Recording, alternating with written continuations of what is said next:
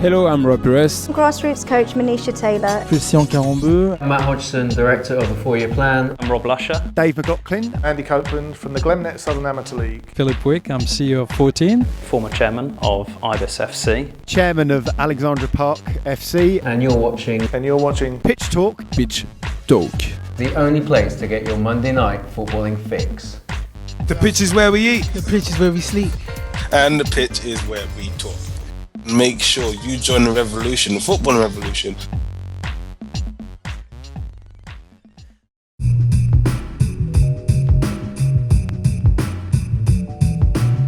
As a referee, what do you think of the new offside rule introduced into the 2015-16 Premier League season? Does it muddy the waters, or does it make the officials' job easier? It makes sense. It's going to take a lot of getting used to for the referees at our sort of level, because once you change something, you've got to reprogram it. We've read the laws, but we've read the laws when they didn't get amended. Now they've got amended, we've got to get that sorted. But it was good the FA had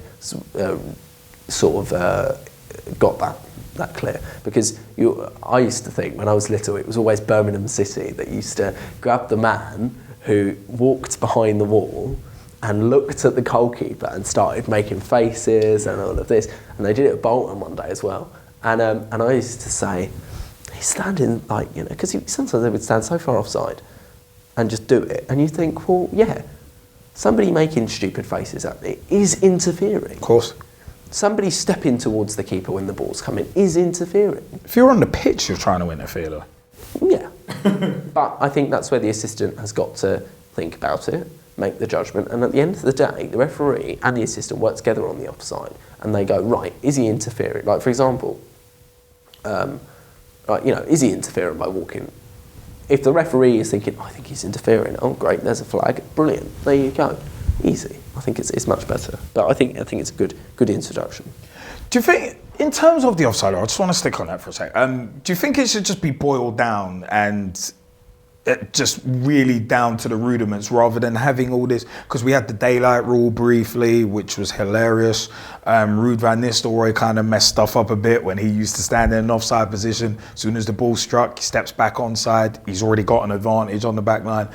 Do you think the offside rule just needs to be boiled down and simplified? When the ball struck, if the striker's in advance of the back line, offside, done. Do you think it should be that? Do you think it needs to be just dialed back instead of making all these stipulations? I think it's all right as it is personally myself, because obviously knowing the law in that way, the offside law hasn't actually changed. It's obviously been amended, but things like interfering with play is a massive part of it. Mm. If all three of you are offside, but he's the only one that's going to get the ball, and then I call offside. When, if he's onside rather, and you two are offside, so I stick the flag up, it's like, well, one sec, he might have got the ball. What if he'd have got the ball and gone on to score? Mm. Do you know what I mean? Things like that have got to be taken into consideration, and you've got to make that clear. I think it's made clear. I mean, the new rule should help everybody's job, and I don't see why it shouldn't. Hopefully we can all get used to it and get on with it, but I think it's a good rule. I mean, I'm glad the FA have put in the work they have this summer in terms of rules, things like faking injuries. I was just about to say, what do you think of the new rules in regards to punishment of simulation in the Premier League then? That was actually our next question. I only booked one player last year for simulation, and it was the most blatant style ever. It was just so, and the players on the pitch, all players on the pitch, both sides are just going, what are you doing? There's no need for it. But at the top level, they've got to be seen to do something about it. So it doesn't happen at the bottom level, because it does. What do you think of the rules? Do you think it's good to punish the Very good. I mean, it's what everybody wants to see.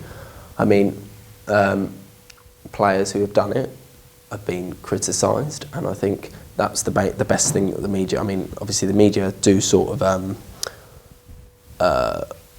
sometimes they make silly mistakes in what they sort of say about people, but this is something that they really kind of hyped up, like, no, this is wrong, because it is wrong, it's cheating.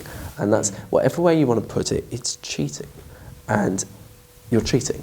But then one thing that kind of gets my goat about the parasitic media, there's that hashtag again, is just the fact that they kind of pick and choose their moments in terms of who to castigate. Is that part of the problem? You've got as well? to see it as, like we said, football's our business, so are media.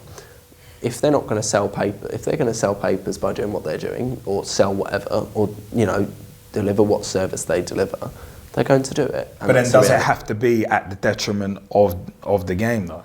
Because personally, I feel that's to the detriment of the game, where you're basically being hypocrites on a daily basis. You'll castigate one person for something, someone else does exactly the same thing, no castigation of it. That's the problem. That's the media, and we can't control that. But we've just got to get on with it. Do you know what I mean? Unfortunately, that's the reality of it. We've got to get on with it, and if we don't get on with it, we're just going to be living in the sort of land of, oh, right, what's going on?